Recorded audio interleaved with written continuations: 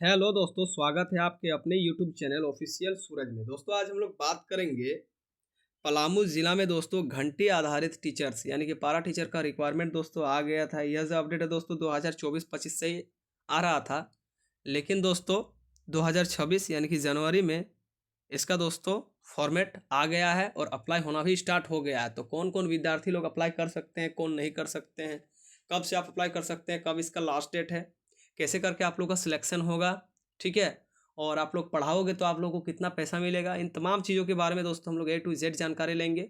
ठीक है, बस वीडियो के अंतिम तक आप लोग बने रहिएगा, स्किप मत कीजिएगा दोस्तों, नहीं तो समझ में नहीं आएगा।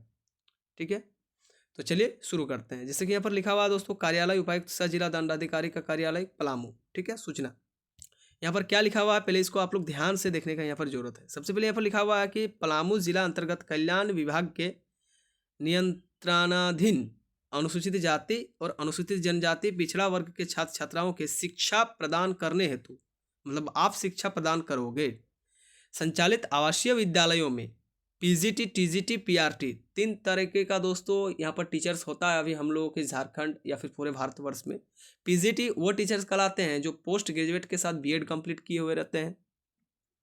टीजीटी वो टीचर्स कहलाते हैं जो सिर्फ ग्रेजुएशन के साथ बीएड क्वालिफाई रहते हैं।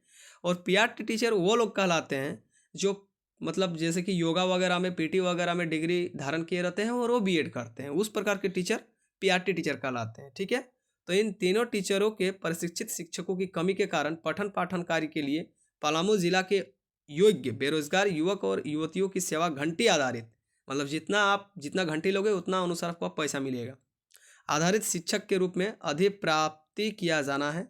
जिले में विद्यालयवार स्वीकृत पदों की रिक्तियां निम्न प्रकार है। सबसे पहले यहाँ पर आपका विद्यालय का नाम दिया गया है, यहाँ पर विषय का नाम दिया गया है, यहाँ पर पीजीटी रिक्तियाँ हैं, टीजीटी का रिक्तियाँ हैं, यहाँ पर पीआरटी का रिक्तियाँ हैं। ठीक है, तो देख सकते हैं यहाँ पर पीजीटी का रिक्तियाँ कुल मिलाकर के 1 2 3 4 5 यानी कि भौतिकी, रसायन, गणित, जीव विज्ञान और वाणिज्य, इन सभी में पोस्ट खाली है। ठीक है, और कुल मिलाकर के यहाँ 5, और टीजीटी के लिए यहाँ पर 12 पोस्ट खाली है, और पीआरटी टीचर में कुल मिलाकर के यहाँ पर 13 सीट खाली है। ठीक है, और किस किस विद्यालय में सीट खाली है वो भी यहाँ पर दिया गया है। तो राजकीय पिछड़ा वर्ग जाति आवासीय बालिका उच्च +2 विद्यालय अयोध्या कोलकुहा चैनपुर पलामू में भौतिकी, रसायन, गणित, जीव विज्ञान, वाणिज्य के लिए 1 1 सीट खाली है, कुल मिलाकर के 5। और राजकीय अनुसूचित जाति आवासीय उच्च विद्यालय, ठीक है, कोवा खो हरिहरगंज पलामू में आपका हिंदी, अंग्रेजी, गणित, भौतिकी, जीव विज्ञान, रसायन, हिंदी, संस्कृत, गणित, भौतिकी, जीव विज्ञान, रसायन, भूगोल, ठीक है, इस प्रकार इतिहास, नागरिक शास्त्र, अर्थशास्त्र, खेल के लिए कुल मिलाकर के आपका यहाँ पर 12 सीट खाली है। ठीक है, और यहाँ पर आपका राजकीय अनुसूचित जाति आवासीय बालिका उत्क्रमण उच्च विद्यालय लेस्टिलगंज पलामू में यहाँ पर पीआरटी के लिए 5 सीट खाली है। ठीक है, और राजकीय अनुसूचित जाति आवासीय बालिका उत्क्रमणीय उच्च विद्यालय डुमरी छतरपुर पलामू में यहाँ पर पीआरटी टीचर के लिए 4 सीट खाली है।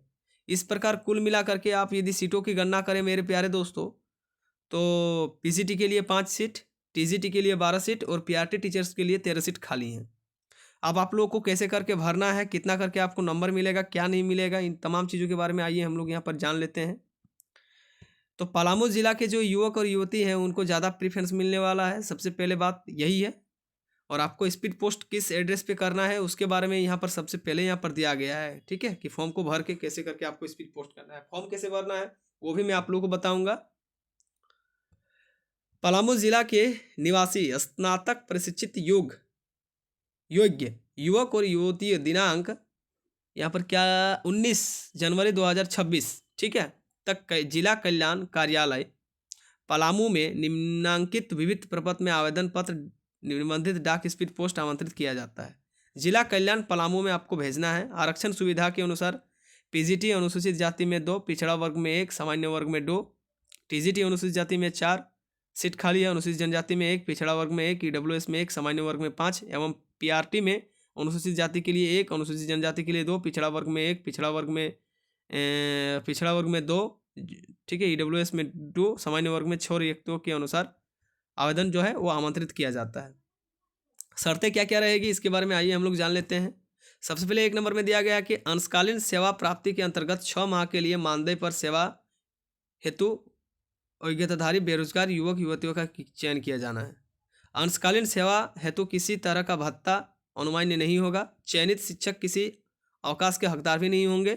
छुट्टी नहीं दिया जाएगा आप लोगों को। चयनित शिक्षकों को विद्यालय में आवास की सुविधा भी नहीं दी जाएगी।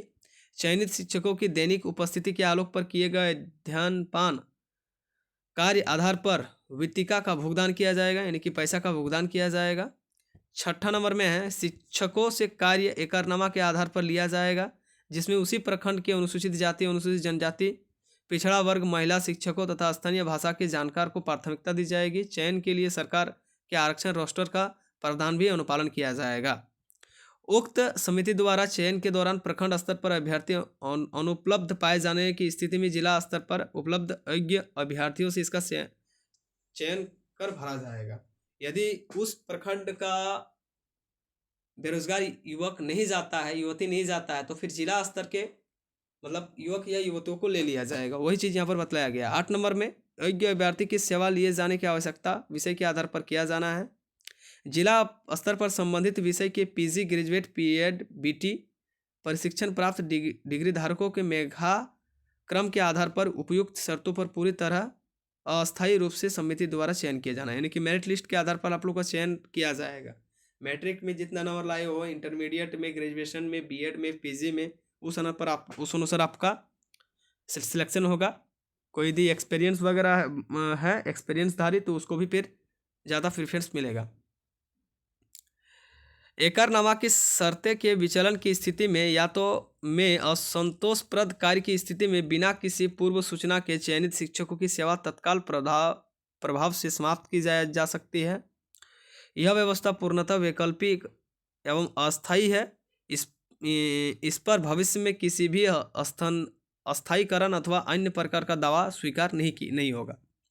चयनित शिक्षकों की सेवा 200 रुपया प्रति घंटा के आधार पर अधिकतम 4 घंटा की एक दिवसीय कार्य में सप्ताह में 5 दिवस कार्य लिया जाएगा। सप्ताह में आप लोग को 5 दिन कार्य करना है और प्रत्येक कार्य दिवस में 4 घंटे आप लोग को लेना है, यानी कि एक दिन का हिसाब से हाजिरी आप लोग का 800 बनता है।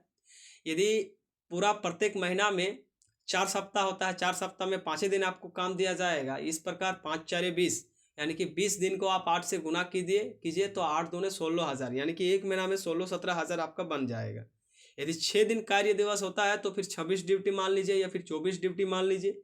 उस हिसाब से आपका लगभग 20,000 रुपया आप कमा लीजिएगा, ठीक है, महीना में।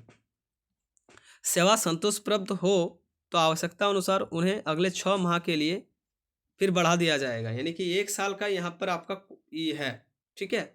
जिला स्तरीय कमेटी के द्वारा कार्यों के मूल्यांकन के आधार पर उक्त सेवा विस्तार निर्णय लिया जाएगा। उक्त 6 माह की अवधि में शिक्षक नियुक्ति पूर्ण नहीं होने पर स्थिति में पुनः अगले 6 माह तक कार्य लिया जाएगा।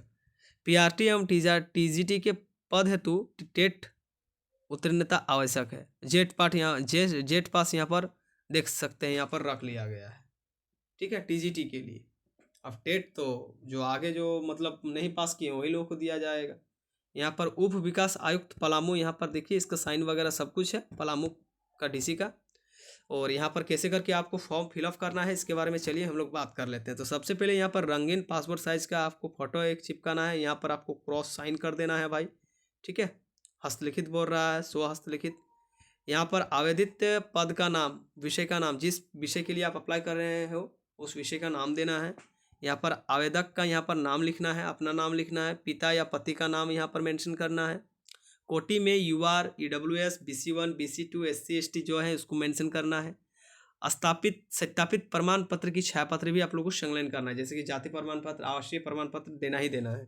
लिंग में मेल की फीमेल है उसको मेंशन करना है। जन्मतिथि में जो है उसको मेंशन करना है। अस्थायी पता में ग्राम, मोहल्ला, डाकघर, थाना, प्रखंड, जिला, पिन कोड सारा मेंशन करना है। पत्राचार का पता, यदि सेम एड्रेस है तो सेम एड्रेस दीजिएगा, अलग अलग है तो फिर अलग अलग एड्रेस को यहाँ पर आपको मेंशन करना है। मोबाइल नंबर देना है, व्हाट्सअप नंबर देना है, ईमेल आईडी यहाँ पर मेंशन करना है। शैक्षणिक योग्यता प्रमाण पत्रों की प्रमाणित छायाप्रति संलग्न करना भी आवश्यकता है। जो आप सर्टिफिकेट वगैरह दीजिएगा उसका फिर जेरॉक्स वगैरह भी वहाँ पर स्पीड पोस्ट करना है, ठीक है। सबसे पहले यहाँ पर देख सकते हैं, यहाँ पर मैट्रिक, इंटर, स्नातक, स्नातकोत्तर, बीएड और टेट टेट पास है तो टेट पास को भी मेंशन करना है। बोर्ड, विश्वविद्यालय, संस्थान का नाम। यहाँ पर मान लीजिए मैट्रिक आप जेक से पास किए हो तो यहाँ पर जेक यहाँ पर लिखना है आप लोगों को, ठीक है। किस वर्ष में पास किए हो, क्या क्या विषय था, पूर्णांक कितना था, प्राप्तांक कितना था, प्रतिशत और श्रेणी, फर्स्ट सेकंड थर्ड होता है ना उस प्रकार। उसी प्रकार इंटर का, स्नातक का, स्नातकोत्तर का, बीएड का, टेट का दे दीजिएगा, ठीक है। सभी प्रमाण पत्रों की स्व अभिप्रमाणित प्रतिभि संकलन करना अनिवार्य है, जैसे जातीय, स्थानीय, शैक्षणिक प्रमाण पत्र, घोषणा पत्र। इसको पढ़ लेना है आप लोगों को, है ना। क्या लिखा हुआ है अभी मैं आप लोगों को पढ़ के बता देता हूँ। घोषणा पत्र में यहाँ पर लिखा हुआ है कि मैं घोषणा करता हूँ या फिर करती हूँ कि उपयुक्त विवरणी में मेरे द्वारा सही भरे गए यदि किसी भी प्रकार की जांच क्रम में गलत या त्रुटि पाया जाता है तो मुझ पर आवश्यक कानूनी कार्रवाई की जा सकती है। वही चीज़ लिखा है। दिनांक यहाँ पर मेंशन कर देना है, जिस डेट में आप भर रहे हो, स्थान, और यहाँ पर अपना साइन मार देना है, ठीक है। यह है दोस्तों आपका फॉर्मेट, ठीक है, फॉर्म भरने का। और एक चीज़ मैं आप लोगों को बता देता हूँ भाई, आप लोग फॉर्म से सही आप लोग फॉर्म को भरिएगा। भरने में किसी भी प्रकार का कंजूसी करके गलत चीज़ मत भर दीजिएगा, नहीं तो फिर सिलेक्शन भी आपका नहीं होगा, ठीक है। मैंने जिस तरीके से फॉर्म भरने के लिए आपको बताया उसी ढंग से आप लोग फॉर्म भरिएगा। और 2 लिफाफा लेना है, ठीक है ना। पहला लिफाफा में एकदम स्पष्ट अक्षरों में ऊपर में जिस विषय में आप लोग अप्लाई करो उस विषय का नाम देना है, जाति, आवासीय वगैरह सब कुछ दे देना है, ठीक है ना। और आपको अप्लाई करना है। घंटे आधारित है। जो बीएड किए हैं वो लोग को ज़्यादा प्रेफरेंस मिलेगा, जो टेट पास है उन लोगों को भी ज़्यादा प्रेफरेंस मिलेगा। उस हिसाब से आप लोग फॉर्म को भरिए, ठीक है, और इसका लाभ उठाइए। धीरे धीरे दोस्तों प्रत्येक जिला का फॉर्म आएगा। अभी जैसे कि पलामू और चाईबासा का आया हुआ है, पश्चिमी चाईबासा का, है ना। इसके बाद धीरे धीरे सभी जिलों का आ जाएगा, ठीक है। जैसे जैसे आता है मैं वैसे वैसे वीडियो बना करके आप लोगों को सूचना अवश्य रूप से दूंगा। तब तक के लिए दोस्तों मुझे विदा दीजिए। जय हिंद, जय भारत, जोहार झारखंड। धन्यवाद।